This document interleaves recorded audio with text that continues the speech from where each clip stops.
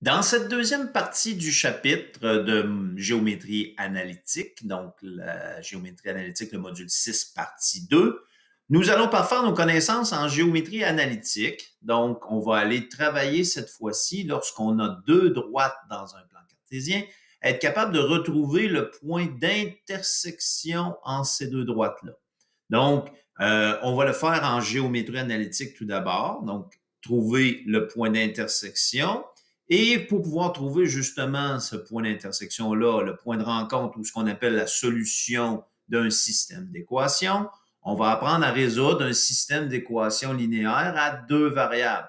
Donc, en ayant l'équation des deux droites, on pourra utiliser, parce que ça nous prend l'équation des deux droites pour pouvoir le résoudre, on apprendra et on reverra la méthode de comparaison qu'on a apprise en secondaire 3.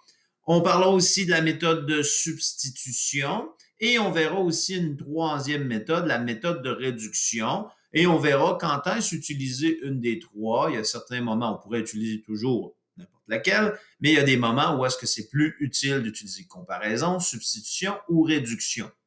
Par la suite, on reviendra un peu avec les fonctions parce qu'on viendra réintroduire des contextes dans certains problèmes. Donc, on utilisera la résolution d'équations linéaires à deux variables, mais dans un contexte de fonction, dans un contexte où est-ce que les x et les y représenteront des éléments, représenteront des variables.